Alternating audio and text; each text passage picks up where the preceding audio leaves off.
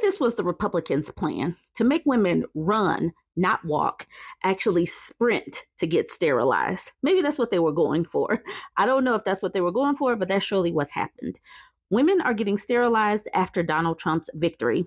Only option. They think it's the only option. It's not the procedure you'd expect a 28-year-old to be planning, but for Lydia Eccles from Texas, having her fallopian tubes removed is the price she's willing to pay to ensure her reproductive rights. Newsweek spoke to 5 women who have either undergone sterilization procedures or plan to in the wake of President-elect Donald Trump's victory on November 5th. They all expressed fear their reproductive choices will be taken away from them under Donald Trump's administration.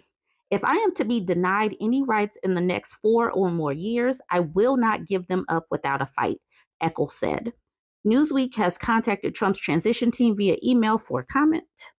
Last week, a 39-year-old from Washington State who did not want to be named underwent a bilateral salpingectomy in which her fallopian tubes were removed. I am not happy that I felt forced into a surgery. I did not want to alter my body. I feel like the election tied my hands and forced me to be sterilized. That is horrible, she told Newsweek. The issue of abortion and reproductive rights was a major one in this year's election. Trump, who took credit for the Supreme Court's overturning of Roe v. Wade in 2022, removing the constitutional right of an abortion in the country, has repeatedly said that his position is to let the states decide their own abortion laws. He has also said he would veto a national abortion ban, writing on Truth Social in October, "I would not support a federal abortion ban under any circumstances and would, in fact, veto it because it is up to the states to decide based on the will of their voters, the will of the people." Now, if you believe anything he writes on Truth Social, you are silly because he is a liar. And you would be yes, like I said, you're a silly person if you believe a liar. All right, it says, but this has not quelled the fears of multiple women who, on top of being worried about access to abortion, are also concerned about whether the availability of birth control will be impacted. I would have canceled the surgery if Kamala Harris won. The woman from Washington has not told those close to her that she has been sterilized. Since she was a child, she has known that she does not want to have children. She and her husband, who had a vasectomy in 2021, both felt that they had experienced too much trauma as children themselves to be the parents they wanted to be. She has also struggled with multiple health issues, including polycystic ovary syndrome, which made pregnancy risky for her. Neither of us wanted to subject me to an unnecessary surgery or jeopardize my health. I paid way too much attention to the vitriol Trump repeatedly spit during his previous term and am keenly aware of the people he keeps around him and in his ear, who all seem to see women as incubators and possessions to subjugate. The woman scheduled a sterilization appointment in October, fully planning to cancel the surgery the day after the election, assuming Kamala won. With Trump's victory, we quickly learned that my choice to cancel the surgery had been taken from me. We both believed I had no choice but to proceed to ensure that I can protect my health should I be assaulted during a Trump presidency, should my husband's vasectomy fail, and or should my hormonal birth control become inaccessible. She added, "This isn't a wanted procedure, but one of necessity due to the politics and subjugation coming our way. This is the time to prepare and be prudent." Eccles says she had been wanting to be child-free for a very long time and is planning to get a bilateral salpingectomy with an endometrial ablation with the lining of the uterus is where the lining of the uterus is destroyed. Her doctor approved the procedures earlier this month.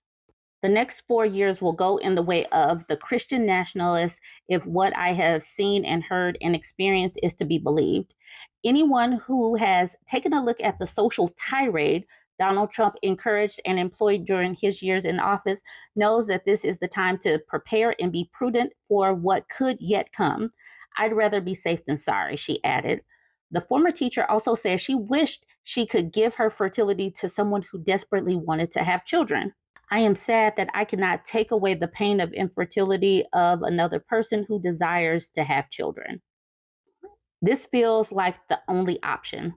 Morgan Wood, 24, who lives in Georgia and has also never wanted children, had considered sterilization for serious gynecological issues she has struggled with since middle school.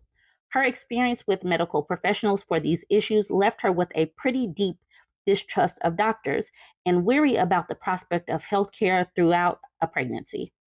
I felt pretty certain that my body could not handle a pregnancy, even if I did have some huge change of mind and want kids. And after these experiences, Wood said. Up until Trump's victory, Wood had thought she would deal with the question of whether to get sterilized when she was older. She thought she would start asking doctors about sterilization when she turns 27, when it would be time to get her IUD removed. But after November 5th, she said it became a now issue and has set up a consultation for December 5th. I have no idea what Trump will and won't follow through on, Wood said. I was already upset when Roe v. Wade was overturned. Living in the South, our prospects for protections and resources aren't great if they aren't otherwise insured. She said, but talks of complicating the birth control and abortion access processes even further made this feel like the only option. I need everything handled, and ideally before the power begins shifting. I refuse to be denied medical care. Ashley Hedden, 36, who is asexual, she does not experience sexual attraction, is worried about SA and medical care for pregnant women. The only way I would get pregnant is if I were raped, and I refuse to be forced to carry the result of a man's violence against my will. I have seen that this country will not protect people that can get pregnant, and I've seen the reports of the deaths of pregnant women that were refused medical care. I refuse to be a person that ends up not being able to get medical care just because I own a uterus with some cells growing in it. She was referring to several women who have died while pregnant in states where abortion laws restrict when doctors can intervene. In September, Amber Nicole Thurman, 28, was named the first preventable abortion death when investigative journalism site ProPublica reported that Thurman experienced a rare complication after taking abortion pills and died during emergency surgery in August of 2022. Georgia's law banning most abortions after 6 weeks of pregnancy, labeled the Life Act, took effect on July 20th, 2022. Thurman had passed that mark when she discovered she was pregnant, records shared with ProPublica showed. The new law also made performing a D&C, a procedure to remove tissue from the uterus following an abortion or miscarriage, a felony offense with medical exceptions. Georgia's Maternal Mortality Review Committee, which includes 10 doctors, concluded that there was a good chance that Thurman's death could have likely been prevented if the D&C had been provided earlier. I am choosing me. Eden Ixora, 25, who lives in Florida, is also worried about SA. She made a firm decision last month that she will get a bilateral salpingectomy. All the political noise is what really finalized my decision for me. It wasn't just Trump winning, but rather all the online rhetoric that followed. She cited nationalist podcaster Nikki F's viral clip telling women, "Your body, my choice," and the jokes about it as an example of this. Newsweek has contacted Nikki F, who has said the comment was sort of a joke and a critique of the pro-choice movement and modern feminism via a direct message on X for comment. For me, it was a call to action. A need to get this locked in, so I don't have to live in fear that at any moment some random guy can completely destroy my life. For me, the idea of getting pregnant is worse than death. I'm doing what I can to protect my right to choose, and I'm choosing me. What about Trump's assurances? Trump has repeatedly denied that he would bring a national abortion ban, and he has explicitly distanced himself from Project 2025, the Heritage Foundation's 922-page document outlining how a potential Republican administration could overhaul the federal government, which includes limiting access to the abortion pill mifepristone. But the 5 women who spoke to Newsweek are not convinced. Trump lied through his teeth repeatedly and consistently through his previous term, the woman from Washington said. There is so much documentation of him saying one thing and then doing another. Both she and Eccles pointed out that since Trump's victory, he has appointed people with links to Project 2025, including Brendan Carr, who has been tapped to lead the Federal Communications Commission, and John Ratcliffe, who Trump has nominated for CIA director. I am no fool, Eccles said. The men behind Trump will push for whatever they think is right and will lube Trump's ears with what he so desperately craves in return. power, and attention. I do not trust a word that man says, but I know the men and women behind him will stay true to their word. Wood said, I generally don't trust politicians, but I especially don't trust Trump. He is notoriously bad at keeping his story straight. Similarly, Hedden said, I do not think Trump has an honest bone in his body. I have seen enough of Donald that I understand he says whatever he needs to say in the moment. Meanwhile, Ixora says she is not worried about one specific proposal, but the overall societal temperature and the fact that we as a group have even allowed it to get this far where women's reproductive choices are not considered rights.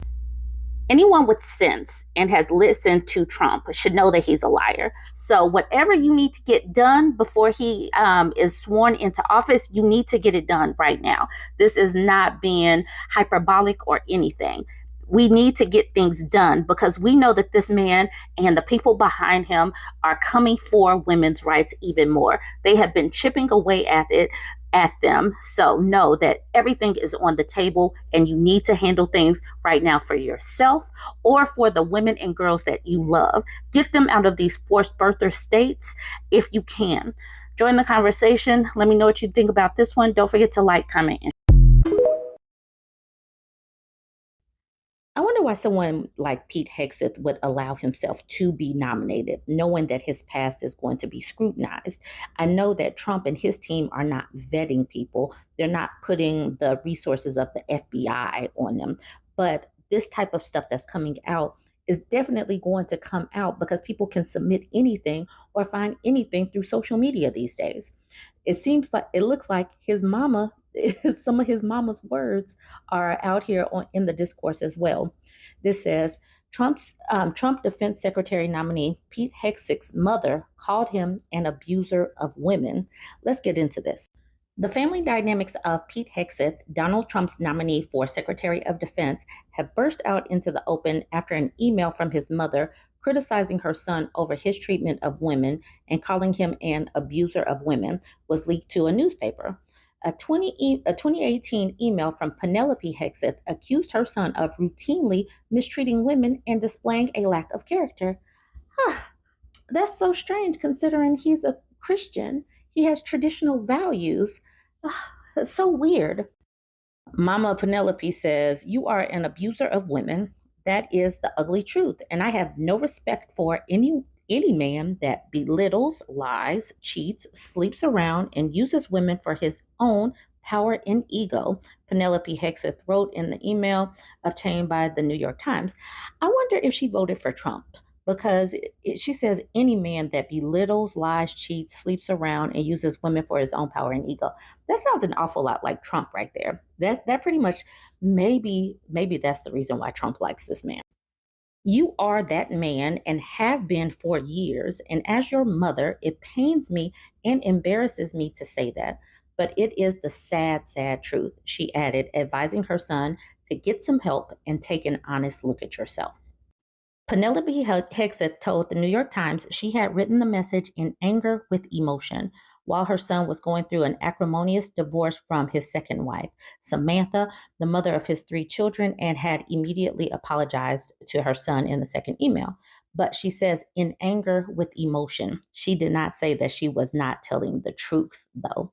And I do believe that this wife, Samantha, is the one that he was married to when he was going through that situation and the alleged assault of the woman that was in Monterey, California. So on top of being a cheater, he could also be like an abuser, which is what is being alleged. All right, she said she rejected her earlier characterization of her son to the outlet. It is not true. It has never been true. Oh, okay. So are you a liar? Okay. She added, I know my son. He is a good father and husband. She said that publishing the contents of the first email was disgusting. So is she a liar or is he that person? One of these has to be true. Did she lie or is she lying now? The release of the letter comes ahead of Hegseth's confirmation hearings in the Senate after Trump takes office on the 20th of January, in which the veteran of the Iraq and Afghanistan wars will come under scrutiny. Hegseth, a former Fox and Friends host, is already facing questions over payments he reportedly made to a woman who accused him of SA, an encounter he insists was consensual. But at that time, he was married. So I do not know how she is considering him a good husband if he cheats on his wife. You're going to have to make that make sense. How are you a good husband, but you're sleeping around? Hegseth's attorney has said that his client was visibly intoxicated at the time of the incident in a Monterey, California hotel in 2017, and the police who had looked into the woman's claim had concluded the complainant had been the aggressor in the encounter.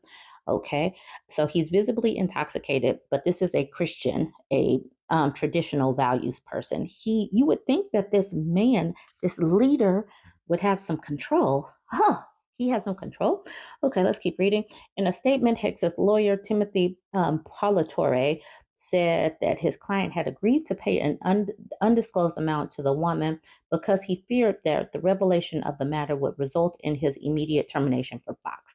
Fox doesn't care. They have people over there defending Trump all the time. Jesse Waters is a cheater. He admitted that, he admitted how he got his current wife. Yeah, they don't care about cheating and stuff over there. Trump campaign spokesperson Stephen Chung told The Times that the outlet was despicable for publishing an out of context snippet of Penelope Hegseth's exchange with her son. Despicable.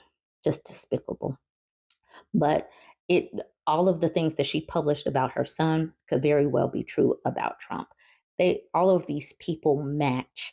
Good job, MAGA. Good job, Christian conservatives, for putting these people in our orbit over people in our country. Good job, MAGA. Join the conversation. Let me know what you think about this one. Don't forget to like, comment, and share, and hit the follow button if you're not yet following. Watching all of this drama. Oh my goodness. But yeah, this could be traumatizing for us. Watching all of this Trump drama play out in the discourse, and he's not even president yet. He's president elect, has been so wild because every day there's like 5 different news articles coming out. This one is about who he wants to be FBI director, Kash Patel. But the thing is, he already has an FBI director, and they put the FBI directors in at 10 years so that they will surpass the presidential cycles. They do this on purpose, but they want to push Chris Wray out and put Kash Patel in. President-elect Donald Trump plans to nominate firebrand loyalist Kash Patel to serve as FBI director, an extraordinary move that would put a self-described enemy of the so-called deep state as the head of the nation's top law enforcement agency, a role that would give Patel power to carry out Trump's threats to go after his political opponents. Trump's interest in Patel speaks to his urge to fill top law enforcement and intelligence positions with supporters who may be open to carrying out his demands for specific investigations, as well as inoculating the president against possible future probes. I am proud to announce that Kash Patel will serve as the next director of the FBI. Kash is a brilliant lawyer, investigator, and America First fighter who has spent his career exposing corruption, defending justice, and protecting the American people, Trump posted on Truth Social on Saturday evening. Even among Trump loyalists, Patel is widely viewed as a controversial figure and a relentless self-promoter whose value to the president-elect largely derives from a shared disdain for established power in Washington. Putting him in charge of the FBI would require forcing out current director Christopher Wray, who was appointed by Trump before his term expires, prompting bipartisan criticism. Former Trump National Security Advisor John Bolton compared Patel to Soviet leader Joseph Stalin's leader of the secret police, the NKVD, telling CNN the Senate should reject this nomination 100-0. The White House National Security Advisor Jake Sullivan cautioned Sunday that the FBI director should not be subject to the whims of politics, but declined to weigh in directly on Patel. What makes the FBI director different from most other nominees is that they're not just appointed for one term of a president. They're appointed for enough time to last past 2 terms of a president because they're supposed to be insulated from politics, Sullivan told CNN's Casey Hunt on the State of the Union. Incoming Senate Judiciary Chairman Chuck Grassley heavily criticized Wray, the current FBI director, saying on a social media post that he failed during his tenure. But Grassley added Patel must prove to Congress that he will do better than Wray. The Patel pick almost certainly sets up another potentially explosive confirmation battle in the Senate, where members are already bracing for how they'll navigate a slew of unorthodox Trump picks. One of those picks, fellow Trump loyalist and Justice Department critic Matt Gaetz, dropped out of the fight to become Attorney General as it became clear the former Florida congressman would not have the GOP support necessary for confirmation. It is unclear whether Patel could face a similar uphill battle through the confirmation process. Wray has 3 years remaining in his 10-year term and would have to resign or be fired to create a vacancy. Trump nominated Wray in 2017 after firing James Comey, but he began to sour on Wray before he left office in 2021. Trump's view of the FBI only worsened after his Mar-a-Lago resort was searched in August 2022, and Trump was later indicted for allegedly retaining classified documents. Every day, the men and women of the FBI continue to work and protect Americans from a growing array of threats, the agency said in a statement to CNN. Director Wray's focus remains on the men and women of the FBI, the people we do the work with, and the people we do the work for. Patel has heavily criticized the FBI and in a podcast interview in September called for the agency's headquarters in Washington, D.C. to be dismantled and turned into a museum of the deep state. The FBI's footprint has gotten so freaking big, Patel said on the Sean Ryan show, criticizing the agency's intelligence gathering operation. During the interview, Patel also ridiculed the FBI for its 2022 search warrant of Trump's Mar-a-Lago residence in Florida, which led to charges being brought against the former president for retaining classified documents. The judge overseeing that case, eventually dismissed the charges against Trump. In a 2023 interview with Steve Bannon, a former Trump advisor, Patel said the Justice Department under Trump would come after members of the media. We've got to put in all American patriots, top to bottom, Patel said of the DOJ, adding that the department under Trump will go out and find the conspirators, not just in government, but the media. Yes, we're going to come after the people in the media who lied about American citizens, who helped Joe Biden rig presidential elections. We're going to come after you.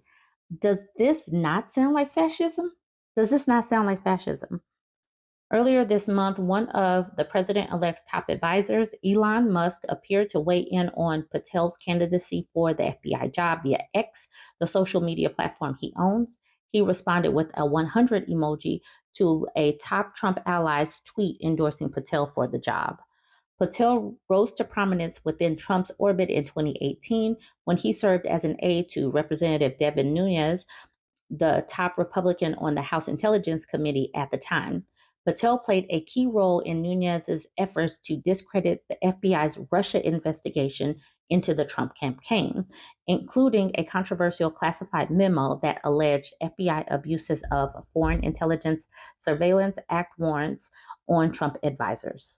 In his 2023 book, Government Gangsters, The Deep State, The Truth, and the Battle for Our Democracy, Patel lambasted crazed partisans for hijacking the law enforcement apparatus against Trump. Patel's book heavily criticized what he refers to as the deep state, an amorphous term that he says includes elected leaders, journalists, big tech tycoons, and members of the unelected bureaucracy, calling it the most dangerous threat to our democracy. Now, he says unelected bureaucracy, which would technically be like Elon Musk or Vivek Ramaswamy, for example. Patel in his book also calls for a comprehensive house cleaning of the Justice Department, arguing it has protected high-ranking members of the Democratic Party, failed to prosecute individuals who leaked information during the first Trump administration, and unjustly targeted Republicans and their allies. And this is who Trump wants to nominate. But what is going to happen with Christopher Wray? He'll probably fire him if he has the power to fire him. So we will see how this goes. Like I said, he's not even in office. And every single day, there is something. Join the conversation. Let me know what you think about this pick. Don't forget to like, comment, and share.